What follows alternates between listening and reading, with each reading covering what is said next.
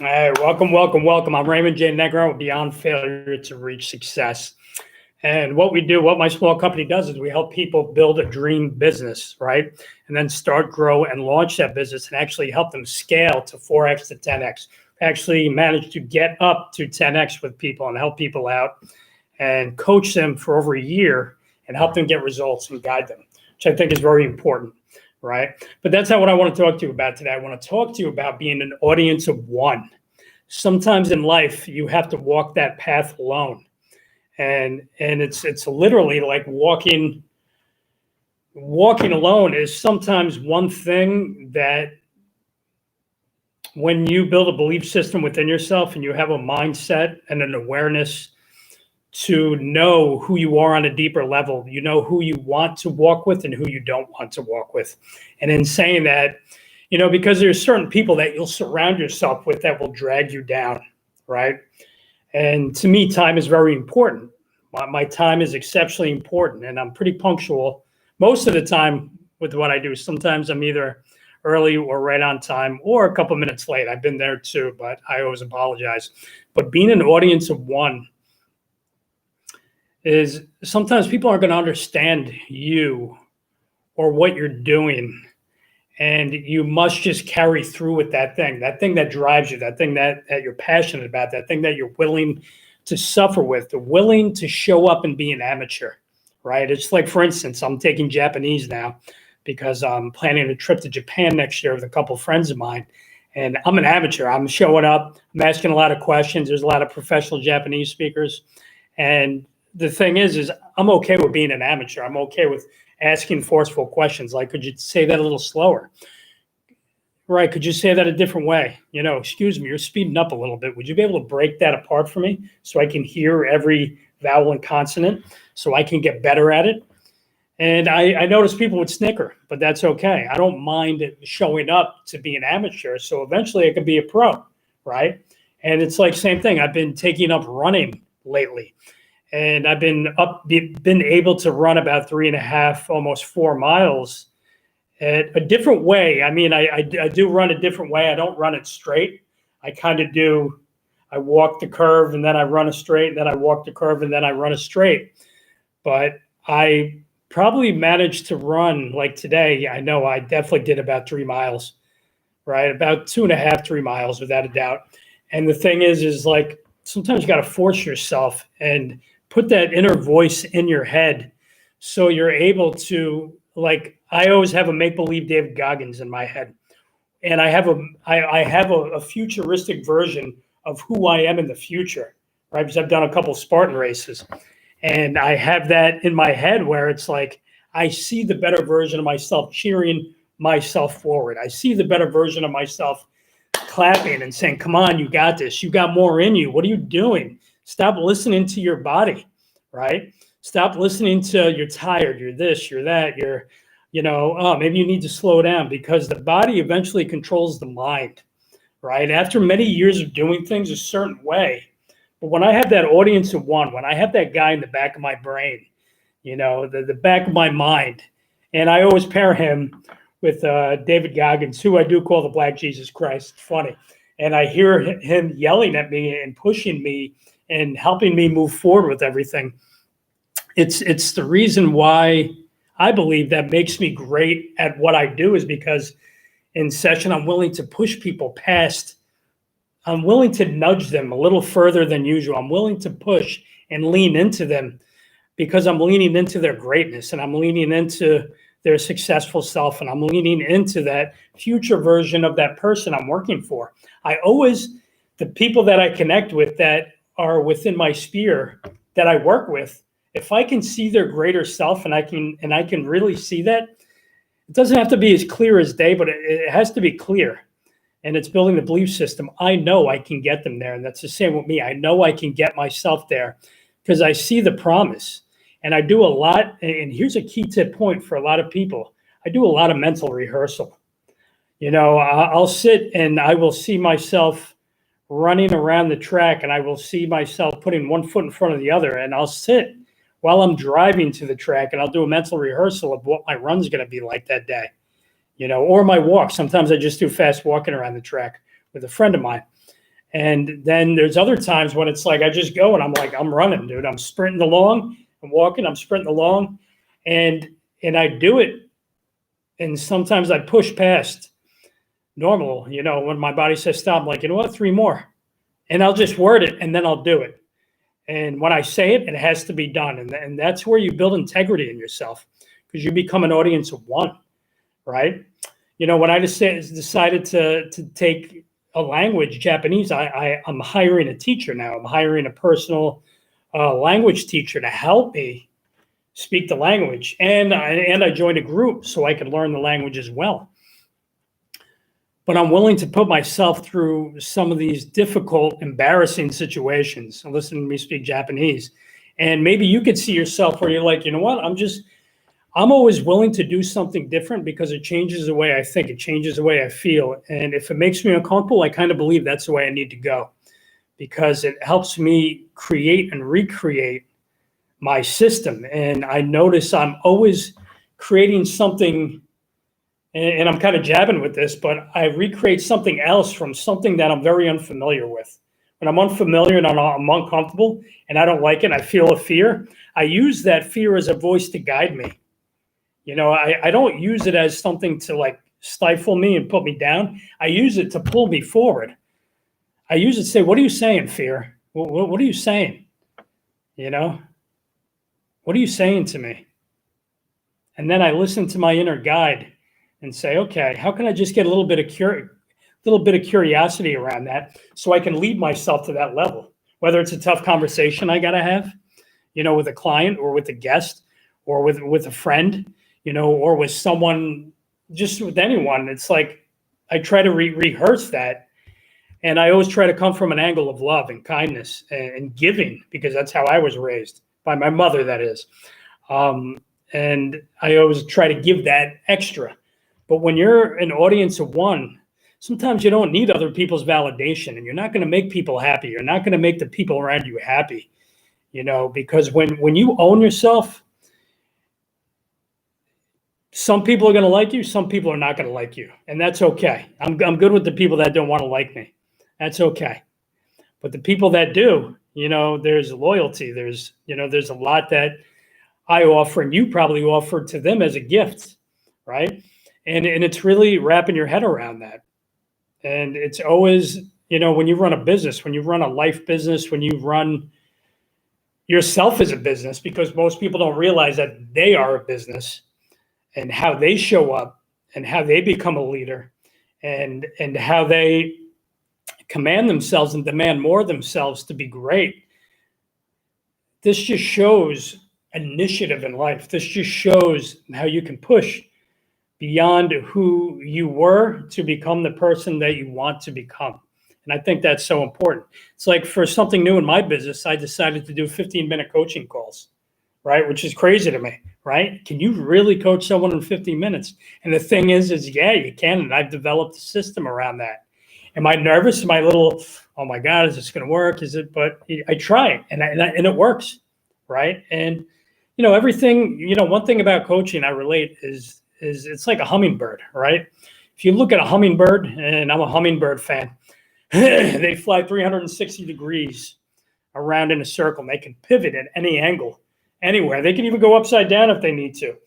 And I like to think of myself as a hummingbird, that I'm willing and able to put myself through something that can further me if I just, immerse myself in it and push myself into that being with the capabilities I already have. And I'm always pretty acute and aware of trying to be the best version of myself, even if I'm still a humble beginner.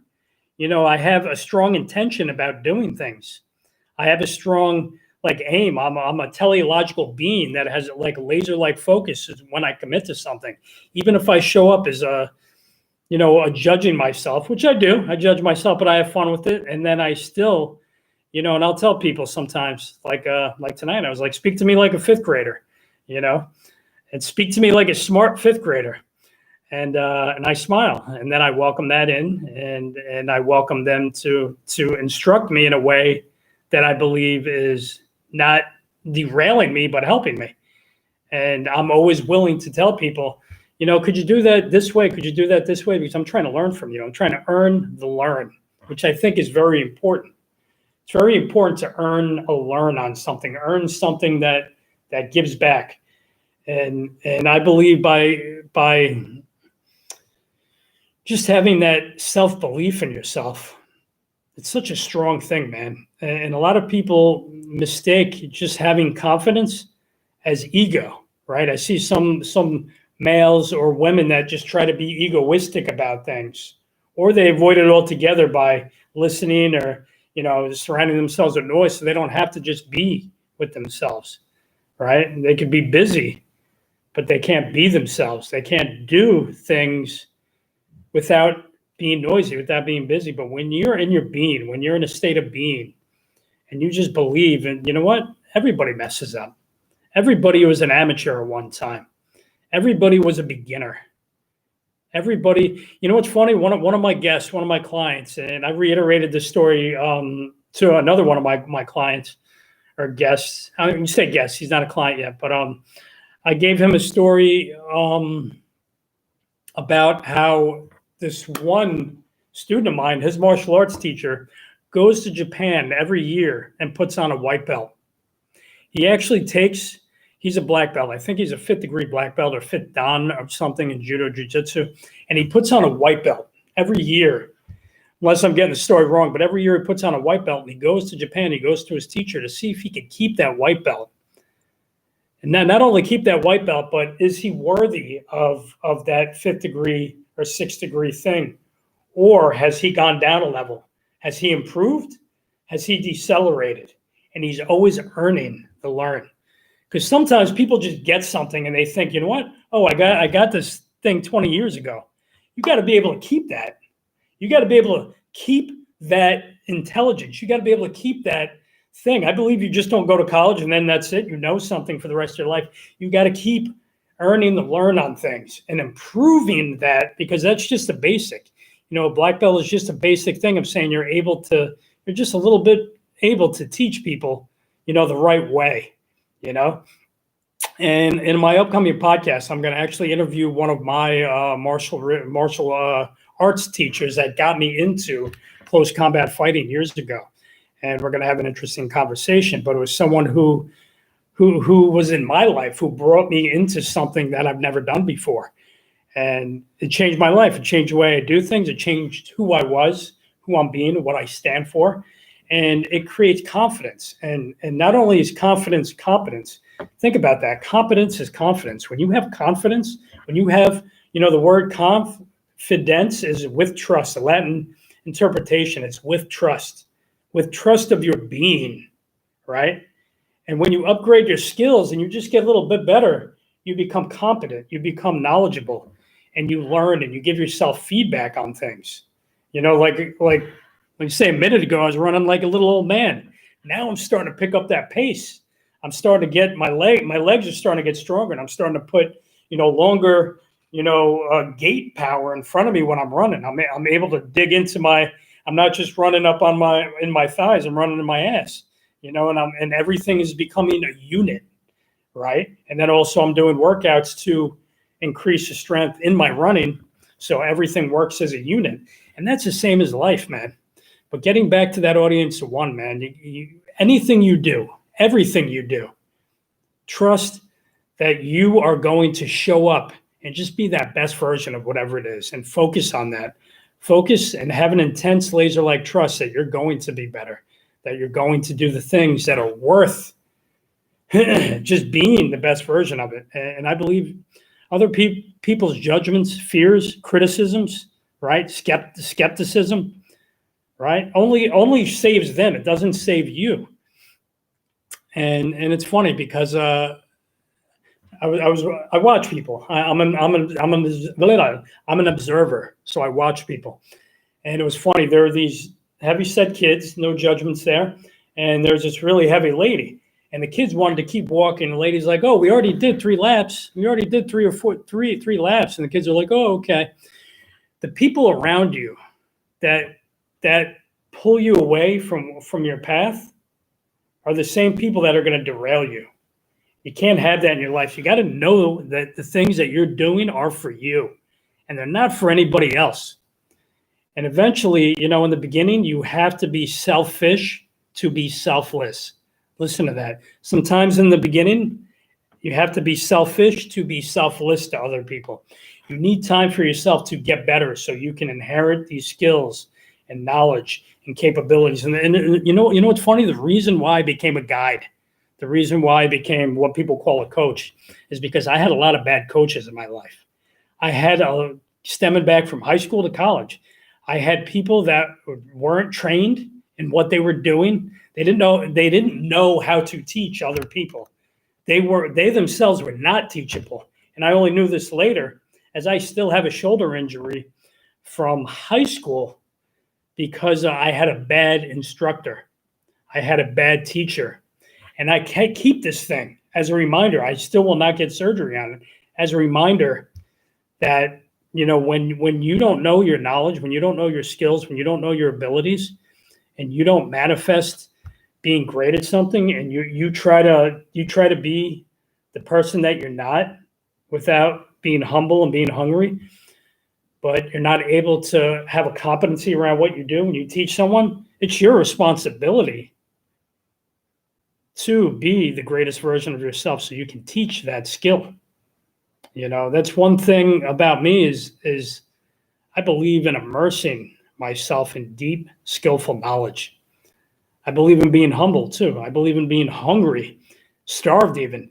And I believe in telling people, hey, you know what? This might be wrong, but I want to experiment with it. I want the world is our laboratory, right? I want you guys to think about this. The world is our laboratory. The world is an experiment. The things around us are here for us to learn and earn and learn and earn. And the more you learn, the more you earn. The more you earn, the more you learn. And this has been a fact for me. The more I learn, the more I earn, right? And that could be a fact for you, where you're doing things to raise your competence level so you can have more confidence. But remember, you're an audience of one. Your strength comes from within. It doesn't come from something outside of you. You can't externalize your strength and bring it. It's got to be internal. It's got to be something that you have and that you have either just have a bright line at 100% commitment and devotion, because commitments can be broken, but we can devote to being the great audience of one. You don't need anyone clapping for you other than you clapping for yourself, other than you knowing that yesterday, I'm a little better today than I was yesterday. I'm a little better today than I was yesterday. And you're going to have days where you wake up and you're not so good, right? But sometimes you just got to do and be and run with your principles and your beliefs and your core values anyway. You have to have these core values that exude out of you, that you have to manifest. I don't even like using that word, but you just have to be, right, these values and communicate them to the world, right? When you're training for yourself.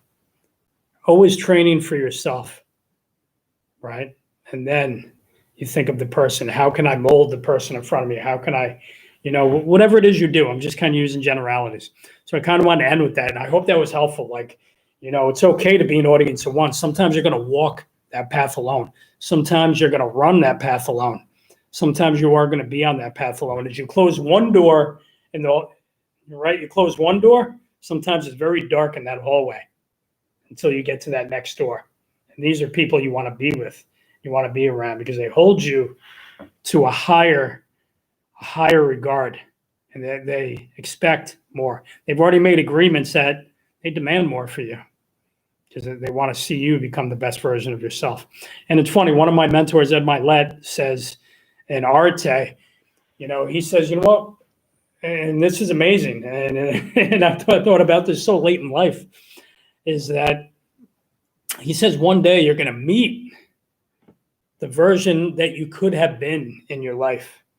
One day when you go under the thunder, you are going to meet that person that you could have become, right? That's why sometimes, like, I got to do more YouTube videos, because what if I meet the person? What if there's a person out there that I could have helped? That maybe prevented them, from killing themselves, or prevented, or they said, you know what, that guy Ray makes a little sense, man. I like what he's vibing. There's so many people out there now But the thing is like, I believe in helping guide people to become the best version of themselves. And it takes work. It does. It takes grind. Like, I don't like using the word grind, but it definitely takes hustle.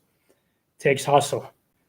And it takes you just believing and getting over the emotions and weather. But when you build that audience one, when I have that best version of myself in the back of my mind, and David Goggins yelling at me, telling me I could do more, I could do this, I could do that. What are you doing? You got more in you. And sometimes I got to be mean to myself, but it's like, it pushes me. It pushes me to become better. And I want to push you to become better. So I hope that was helpful. I hope it wasn't too much psychobabble. But I hope you guys vibe with what I'm saying. And I wish you the best from wherever you are in the world. Take care. Bye.